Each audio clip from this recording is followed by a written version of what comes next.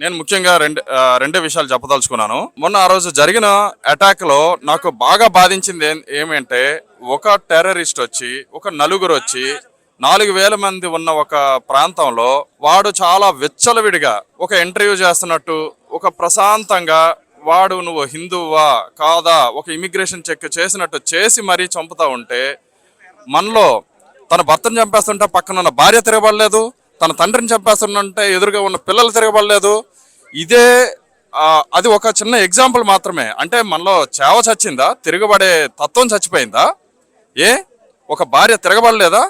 ఒక పిల్లలు వాళ్ళ తండ్రి కోసం పోరాడలేరా? ఎందుకు అలా అయిపోయినారు? ఎందుకంటే స్వాతంత్రం రాకముందు వరకు మన దేశాన్ని సుమారుగా 1000 సంవత్సరాల పాటు విదేశీయులు అన్ని రకాల మతాల వాళ్ళు పరిపాలించినా సరే మన హిందూ పాపులేషన్ తగ్గలేదు.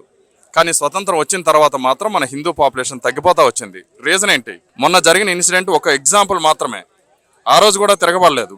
అక్కడ ఉన్న పిల్లలు కానీ, అక్కడ ఉన్న తోటి వాళ్ళు కానీ, అక్కడ ఉన్న వేరే టూరిస్టులు కానీ ఎవరినో చంపేస్తుంటే అరే మనం తప్పించుకొని పారిపోదాము అనుకున్నారు. పోనీ పారిపోవడం అనేది ఓకే, ప్రాణాన్ని కాపాడుకోవడం కోసం పారిపోయినారు.